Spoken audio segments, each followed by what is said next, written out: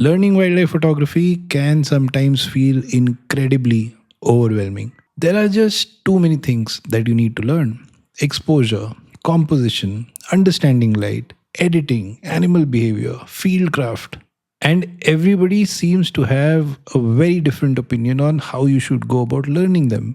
Buy a course, attend a workshop, upgrade your gear, travel to famous national parks, watch endless YouTube videos. And more often than not, what ends up happening is that you try and learn everything at once. And frankly, it gets you nowhere. I went through the exact same thing when I started. But over time, I realized that learning wildlife photography is actually much simpler than it seems. So, in this video, I want to share the exact approach I would follow if I had to start all over again. A simple roadmap that focuses only on the things that actually matter in the beginning and helps you improve consistently. And most importantly, gets you out there taking photographs as early as possible. Let's begin. Let's try and break this down. See, for any art form out there, be it photography, music, or anything else, there are really two things you need to learn: the craft and the art. The craft is the technical side of photography. Your camera, your settings, understanding exposure, understanding how to focus, basically understanding how to operate your camera so that you can take a photograph. Now, the art is about creating photographs that tell a story, evoke emotion, or maybe simply just look beautiful. And that's where things like composition, light, storytelling, and learning essentially how to see become very important. Now, here's the interesting part: you could learn everything about the craft, every button, every setting, every feature on your camera, and still end up taking bad photographs if you never learn the art. Take this image for example. The tiger is sharp, the exposure is okay. Technically, this is a perfect image, but the image still feels like a record shot and nothing more. Because honestly, the composition here just isn't that strong. On the other hand, if you understand just the basics of how to take a photograph and spend more of your energy in learning the art, you can actually start creating beautiful photos very early in your journey. And that is precisely why I think the goal in the beginning should simply be this: learn enough of the craft, the bare minimum that allows you to start taking good photographs. See, think about learning the guitar. When you're starting out, you don't learn every chord, every scale, every bit of music theory before you actually start playing songs. You learn a few very basic chords and then you start playing songs as early as possible. That is what makes the journey enjoyable. Now, photography works in the exact same way. Learn just enough of the technical side that allows you to start making beautiful photographs. So let's begin by simply understanding what are the bare essentials we need to learn about our cameras. And broadly, there are just two things that you need to learn. The first is exposure: how to expose your image correctly so that your subject or whatever you're trying to photograph is properly visible. It's neither too dark nor too bright. And there are just three settings on your camera that help you decide the exposure of your image: aperture, shutter speed, and ISO. Learn how these three settings affect your images and how they affect each other. And this is non negotiable because it creates a very strong foundation if you understand these concepts very early. But having said that, when you actually start shooting, you don't have to make life difficult for yourself by shooting in fully manual. Use auto ISO, use aperture priority or shutter priority. Use any auto mode if it helps you simplify the process. See, the goal here is to not prove that you can operate a camera manually. The goal is to reduce your cognitive load so that you can actually think about the photograph itself instead of constantly wondering about settings. Now, the second thing you need to learn is how to focus on your subject. And honestly, in wildlife photography, this is extremely important because your subjects are either too small or are constantly moving. So spend some time understanding about the basics of autofocus, especially autofocus continuous. and how to use different focus areas. Understand how your camera behaves with wider focus areas versus smaller ones like a single point or a spot. Now, here's the important part: everything else, other than exposure and focus, all the other settings in your camera, just put them on the back burner for now. Let me give you an example: white balance. See, there's a lot of advice online which will tell you that the correct way to determine white balance is by using a white sheet of paper or a gray card. And sure, you can absolutely do that. Or you could simply let your camera handle white balance for you, set it on auto, and forget about it. The same thing applies to metering, for example. See, it's very easy to overwhelm yourself trying to understand all the different kinds of metering modes right in the beginning. Or you could simply use something like evaluative or matrix metering, which are probably the default option on most cameras. And they will work perfectly for a vast majority of photographs you take. Now, again, I'm not saying you shouldn't learn these things. I'm just asking you to deprioritize them. Now, let's talk about the second part of photography, the art. And unlike the craft, this part is much less technical. You're not learning about buttons or settings anymore. At the simplest level, you are just trying to learn how to make photographs look beautiful. And I think in the beginning, there are just two things you need to learn here: composition and understanding light.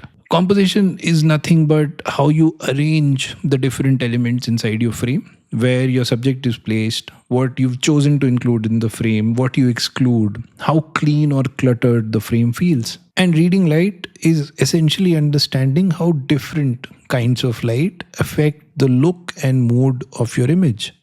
For example, a subject that is front lit is going to look very different from a subject that is backlit. And when you think about it, composition and light are not two separate things. Light itself is a huge part of the composition. Now, usually people approach learning composition by diving into complicated theories: leading lines, visual symmetry, golden ratios, rule of odds. And in my opinion, I think you should avoid obsessing over these theories in the beginning. A much simpler approach, in my opinion, is to develop your eye intuitively. Let me explain what I mean. See, when you look at a photograph, any photograph, you already have the ability to feel whether that particular photograph appeals to you or not, right? You either like the photograph or you don't. And that essentially means that you already have some instinct for composition, because some photographs naturally appeal to you and some don't. So when you are taking photographs yourself, try exercising that same judgment. Don't rush into taking the photo. Pause for a second and ask yourself, would this photograph actually appeal to me? Could the background be cleaner? Could the subject placement be better? Could the light be better? And the more you repeat this process, the more naturally your eye for composition starts developing over time. Let that build organically. See, it'll take some time. But I think you'll be much better off developing your own eye for composition rather than trying to force every photograph into some predefined theory. So, again, just to reiterate, in the beginning, there are really three things that you need to focus on: exposure, focus, and composition. That's it. And I understand that might sound completely counterintuitive. How can someone become a good photographer by just learning the basics and not the so called advanced stuff? See, there's a saying in sports: professionals don't do extraordinary things, they just do ordinary things extraordinarily well. Most great wildlife photographs are not built on some extremely advanced camera technique. They are built on strong fundamentals: good light, good composition, good timing, and great observation. Take a look at this image. Now, I'm not saying that this is some extraordinary photograph, but personally, I really like it. And here's the interesting thing: there was nothing technically complicated about taking this image. No advanced camera technique, no complicated settings. I shot this at f8, My shutter speed was around 1/800th of a second, and my ISO was on auto. The real decision here, though, was choosing a 24 lens to create this composition. And I think that's what photography mostly is about. Not doing extraordinary technical things, but making good creative decisions consistently. Now, to learn almost anything in life, you generally need two things: good information about what you're trying to learn and practice.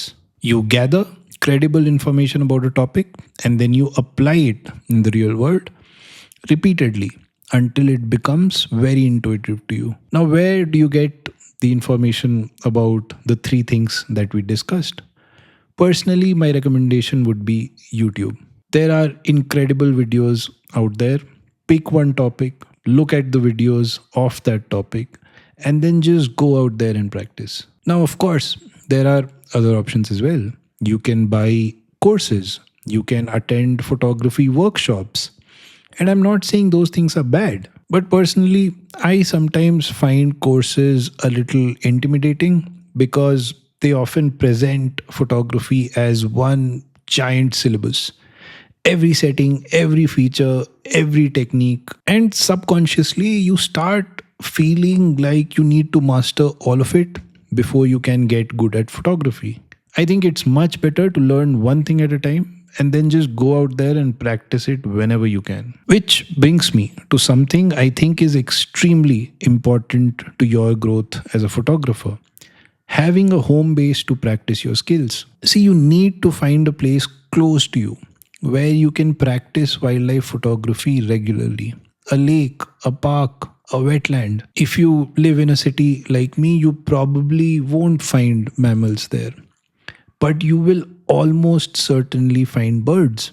And honestly, birds are a fantastic way to practice wildlife photography. So find a place that you can visit consistently without spending too much money or planning an entire trip around it. If you rely only on the 2 or 3 wildlife trips that you do every year, both for practice and for getting great images, it's difficult to make that work.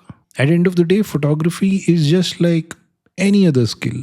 And to develop that skill, you have to practice it regularly. Now, once you start practicing consistently, you will naturally start running into new problems and challenges.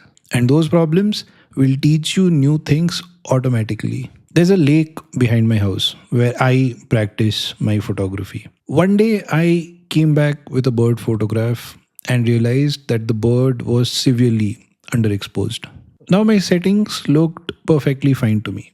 So I started trying to figure out what actually had gone wrong. And that's how I learned about metering.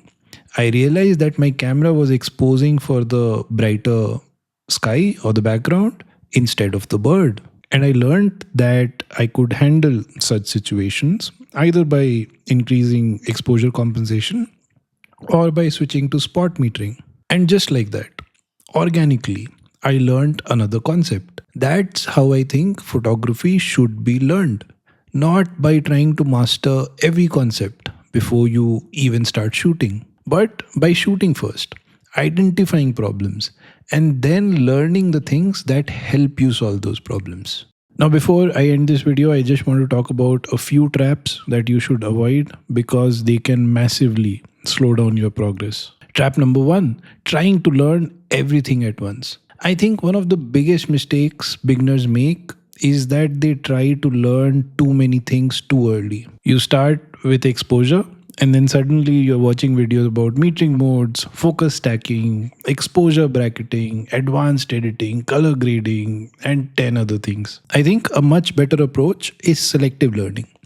Learn only what you need to learn and learn it only when you need to learn it. Trap number two: social media validation. Now, look, there is absolutely nothing wrong with posting your work on social media.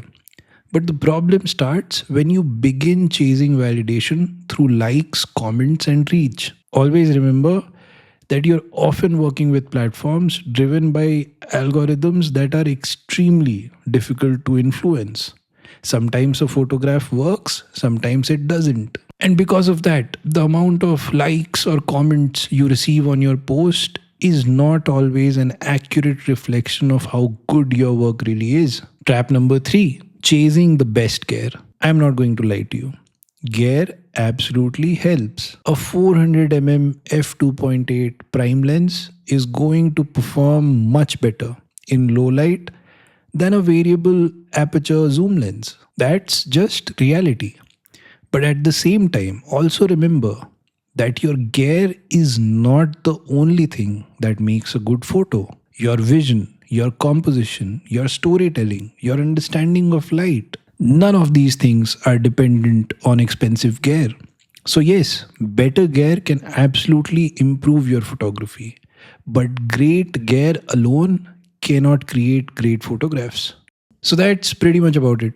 See, at the end of the day, wildlife photography is not something you master in a few months. It's a skill that compounds over time, one outing at a time, one mistake at a time, one photograph at a time. And if you keep showing up consistently, you will be surprised by how much progress you make in a very small amount of time. So don't overwhelm yourself trying to learn everything. Learn a few important things. Go out and practice them. Then come back, learn a little more, and repeat the process. If you enjoyed this video, consider subscribing to the channel. I am Shantanu and I'll see you in the next one.